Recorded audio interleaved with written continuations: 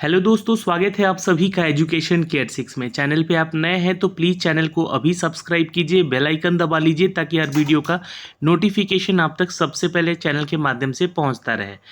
आप सभी के जितने भी सवाल उठ रहे हैं बिहार शिक्षक बहाली को लेकर, यहाँ पे आपके उन सवालों के जवाब देने जा रहे हैं। चूँकि देखिए, ये नोटिफिकेशन आपके बीपीएससी ने जारी किया है और अगर आप पैरा नंबर एल पढ़ेंगे, जहाँ पे राज्य सरकार या फिर केंद्र सरकार के द्वारा समय समय पर जो आहूत शिक्षा पात्रता, चूँकि पात्रता के बारे में भी हमारे माननीय अतुल प्रसाद जी ने यहाँ पे अपडेट दिया है ट्विटर के माध्यम से कि पात्रता और एलिजिबिलिटी में क्या फ़र्क है। और वहाँ पर उन्होंने बताया है कि पात्रता आपकी क्या की होनी चाहिए, सीटेट की होनी चाहिए, एस्टेट की होनी चाहिए, बीटेट की होनी चाहिए। और एलिजिबिलिटी यानी कि योग्यता, क्वालिफिकेशन की जब बात की जा रही है तो वहाँ बीएड और डीएलएड को बोला गया है कि क्वालिफिकेशन है, वो एक तरह का योग्यता है आपका। तो ये पात्रता के बारे में सवाल उठ रहे थे आप लोगों के कि क्या सीटेट 2023 जुलाई वाला छात्र आवेदन कर सकता है, ये सबसे बड़ा सवाल आप लोग का आ रहा था। तो मैंने सोचा कि इसके ऊपर भी एक वीडियो जरूर बनाया जाएगा। हर आपके सवाल के ऊपर वीडियो बनेगा, आप जितने भी सवाल करेंगे उसका जवाब दिया जाएगा।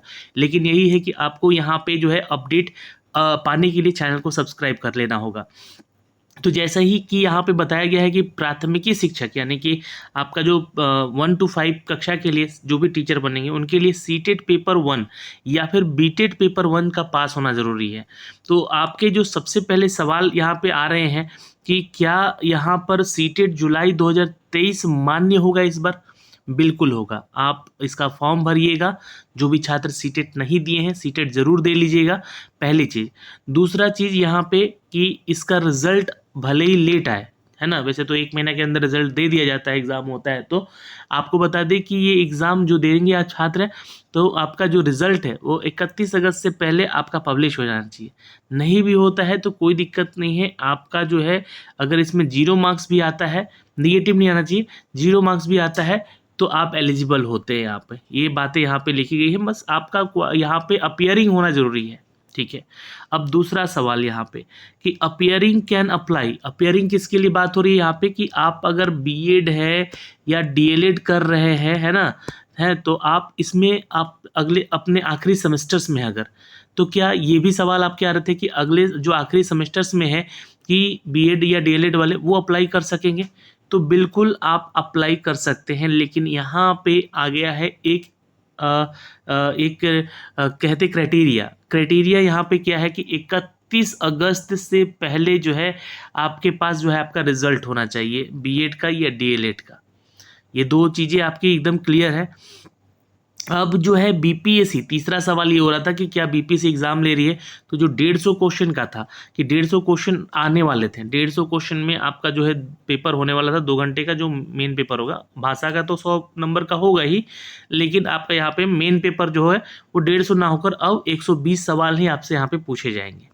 इसके बाद एक सवाल और आ रहा था, चूंकि यहाँ पे निगेटिव मार्किंग को लेकर, ताकि छात्र जो है तुक्केबाजी में विश्वास रखते हैं, है ना, कि 150 क्वेश्चन रहेंगे और निगेटिव मार्किंग नहीं रहेगा तो फिर वही बात हो जाएगी बीपीएससी जैसा कि तुक्का मार के भी लोग अब यहाँ पे क्वालिफाई कर जा रहे हैं। तो उसको लेकर यहाँ पे निगेटिव मार्किंग भी रहेगा। ये सारे अपडेट आए हैं आज के इस वीडियो में, इसको हम बताने जा रहे हैं। तो आज का ही दैनिक भास्कर का ये न्यूज़ है, जहाँ पे शिक्षक भर्ती को लेकर मुख्य पेपर अब जो होगा वो आपका 120 अंकों का होगा, जिसमें कि 80 संबंधित प्रश्न से और 40 अंक सामान्य ज्ञान से पूछे जाएंगे। निगेटिव मार्किंग भी होगा यहाँ पर, लेकिन ये क्वालिफाइंग पेपर में निगेटिव मार्किंग नहीं होगा। यानी कि भाषा का पेपर जो है आपका क्वालिफाई का है, उसमें निगेटिव मार्किंग नहीं होगा। कहाँ पे निगेटिव मार्किंग होगा? तो मेन पेपर में होगा, ठीक है, जहाँ पे 80 क्वेश्चन संबंधित आपके सब्जेक्ट से होंगे और 40 क्वेश्चन जो होगा सामान्य ज्ञान से होगा। आइए, इसके ऊपर भी बहुत सारे सवाल उठे हैं छात्रों के, जो कि यहाँ पे अतुल प्रसाद जी ने अपनी अध्यक्षता में इनके जवाब दिए हैं। जैसे कि अब आइए हम बात करते हैं क्वालिफिकेशन यानी योग्यताओं के बारे में। बीएड या डीएलएड पास आवेदन करेंगे? बिल्कुल। यहाँ पे आपको मैं बता दूं कि बीएड या डीएलएड आवेदन करेंगे तो कक्षा 1 से 5 तक के लिए शिक्षक को इंटरमीडिएट के साथ साथ डीएलएड और सीटेट या सीटी या टेट उत्तीर्ण होना जरूरी है। वहीं कक्षा 9 से 10 के लिए स्नातक के साथ साथ बीएड और एसटीईटी जैसे या सीटेट जैसे पात्रता आपको पास होना जरूरी है। कक्षा 11 से 12 के लिए यहाँ पे स्नातकोत्तर यानी कि पीजी के साथ साथ बीएड और एसटीटी होना जरूरी है। तो ये यहाँ पे इसके जवाब हुए। अब अगला क्वेश्चन था यहाँ पे कि बीएड या डीएलएड की परीक्षा दे रहे हैं तब क्या, यानी कि आप अपियरिंग में है तब क्या। तो 31 अगस्त 2023 तक बीएड या डीएलएड की परीक्षा हो जाती है तो आवेदन आप कर सकते हैं और आपके रिजल्ट आ जाने चाहिए भाई 31 अगस्त, मतलब उसके पहले आपके एग्ज़ाम हो जाने चाहिए, ये बात कही गई है। लेकिन एसटीटी या सीटेट या टीट जो है होना अनिवार्य है आपका, ठीक है, ये आपको ध्यान में रखिएगा, ये बातें यहाँ पे लिखी गई है। अभ्यर्थी अगला क्वेश्चन पूछते हैं कि तीनों पद के लिए आवेदन कर सकते हैं, यानी कि प्राथमिकी, माध्यमिक और उच्च माध्यमिक के लिए। तो हाँ, बिल्कुल कर सकते हैं। अगर तीनों पद के लिए योग्यता रखते हैं तो आप यहाँ पे आवेदन कर सकते हैं। तीनों परीक्षा अलग तिथि पर होगी यहाँ पे, तो ये बात यहाँ पे बोली गई है। परीक्षा आपकी तीनों होगी, अलग अलग परीक्षा होगी उसकी।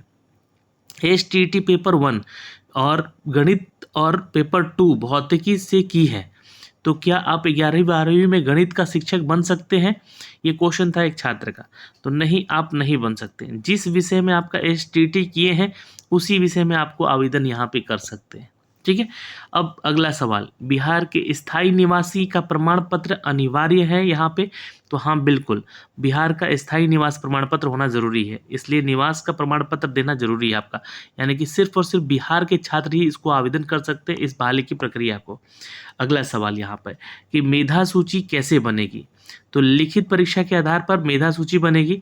इसमें समान अंक आने की स्थिति में पहले उम्र और उम्र में समानता होने पर देवनागरी लिपि के वर्णमाला के अनुसार आपका नाम यहाँ पे वरीयता रखा जाएगा। और जैसे ही अमन और प्रकाश में अमन का चयन यहाँ पे पहले होगा, अगर सेम एज और सेम नंबर लेकर आते हैं दोनों तो, ठीक है। क्वेश्चन यहाँ पे था कि बीएड या डीएलएड पास आवेदन करेंगे, तो नहीं, यहाँ पे जो है ये ध्यान में रखिएगा, कक्षा 1 से 5 तक के शिक्षक अभ्यर्थियों को इंटरमीडिएट भी पास होना जरूरी है बीएड या डीएलएड के साथ। अगर बीएड है वो, तो उनको 6 महीने का एक ब्रिज कोर्स भी करना पड़ेगा। ये बात मैं आपको एक वीडियो में बता चुका हूँ, वो वीडियो को जरूर देख लीजिएगा, जहाँ पे नोटिफिकेशन वाला वीडियो बनाया है। 9 से 10 कक्षा वाले छात्र का स्नातक होना जरूरी है, साथ में बीएड होना जरूरी है और एसटीटी उनका पास होना चाहिए। 11 से 12 के लिए स्नातकोत्तर यानी कि पीजी और बीएड या एमएड का डिग्री होना चाहिए, एसटीटी होना चाहिए, ठीक है। कंप्यूटर शिक्षक के लिए आपका बीएड या डीएलएड का जरूरी नहीं है। आप कंप्यूटर साइंस से अगर बीटेक किए हैं तो आप यहाँ पे बीएड या डीएलएड नहीं भी किए हैं तो चलेगा। ध्यान में रखिएगा, सीटेट या एसटेट आपका पास होना ज़रूरी है वहाँ पे, और आप आवेदन कर सकते हैं। इसके अलावा बीसीए किए हैं तो एमसीए करना जरूरी है, या 3 साल का कोर्स जैसे कि एमसीए किए हैं और साथ में बीसीए किए 3 साल का, तो आप आवेदन कीजिएगा। लेकिन साथ में आपका जो है सीटेट क्लियर होना चाहिए या एसटेट क्लियर होना चाहिए, ये भी ध्यान में रखिएगा। तो वो सारी चीज़ें मैंने आपको उस नोटिफिकेशन वाली वीडियो में क्लियर करवाया है। अब यहाँ पे 120 अंकों के पेपर होगा। अब यहाँ पे निगेटिव मार्किंग भी होगा। 100 अंक का आपका क्वालिफाइंग पेपर होगा, जो भाषा वाला पेपर है। निगेटिव मार्किंग उसमें नहीं होगा। क्वालिफाइंग पेपर में 30 अंक लेकर आना है आपको। अच्छा, नियोजित जो शिक्षक हैं, है ना, और फ्रेश अभ्यर्थी को परीक्षा एक साथ होगी, इसके लिए अलग अलग आपको नहीं बैठाया जाएगा।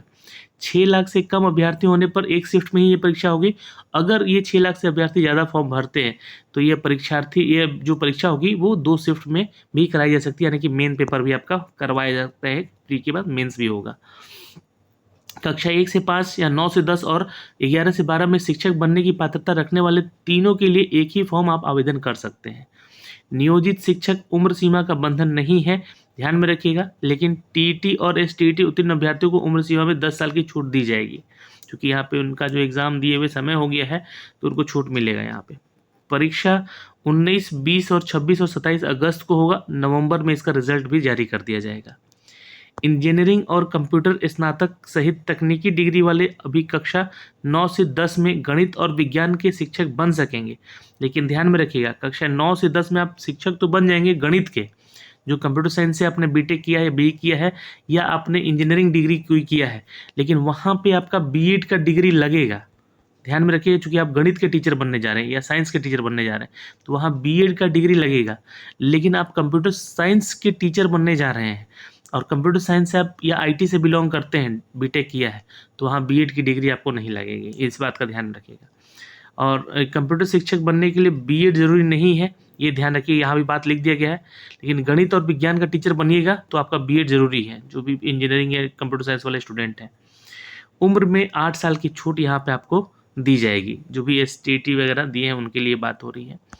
श्रेणी पद का वेतनमान मैंने आपको बताया है, जैसे कि प्राथमिकी शिक्षक के लिए वैकेंसी इतनी है और उनको 25,000 प्लस भत्ता मिलेगा, यानी कि अलाउंस मिलेगा बिहार सरकार की तरफ से। ये राज्य कर्मी का दर्जा है इनको। माध्यमिक के लिए 32,916 रुपये है, प्लस भत्ता मिलेगा आपको। सॉरी, 31,000 आपका सैलरी होगा, 32,916 सीट है यहाँ पे। उच्च माध्यमिक में 57,000 सीट है और 32,000 सैलरी है, प्लस आपको महंगाई भत्ता के साथ सैलरी मिलेगी आपको। परीक्षा का सिलेबस जो है आपको बता दें कि कक्षा 1 से 5 तक के लिए जो राज्य के विद्यालयों में लागू SCERT का सिलेबस है वही मान्य होगा, उसी से संबंधित आपके विषय के सिलेबस में पूछे जाएंगे। 9, 10, 11, 12 के लिए राज्य के स्कूलों में NCERT का सिलेबस जो है उसी से संबंधित आपके प्रश्न होंगे, लेकिन वो शिक्षक स्तर के होंगे। श्रेणीवार क्वालिफाइंग अंक होंगे, जैसे कि आपको जनरल कैटेगरी में है, सामान्य कैटेगरी से आते तो 40% मार्क्स लेके आना जरूरी है। OBC में है 36.5, EBC में है 34, SC ST में है तो दिव्यांग कोटि में है तो 32% मार्क्स लाना है, तभी आप क्वालिफाई कर पाएंगे। तो ये आपको जानकारी मैंने आपको अपने इस वीडियो के माध्यम से दी है। 15 जून से इसका फॉर्म भरा जाएगा, 12 जुलाई तक लास्ट अपडेट है फॉर्म भरने का। आवेदन ज़रूर कर लीजिएगा अगर आप ये योग्यताएं रखते हैं तो। अगर आपका फिर भी कोई सवाल रह जाता है यहाँ पे तो कमेंट कीजिएगा, उसके ऊपर भी वीडियो ज़रूर बनाएंगे। जय हिंद।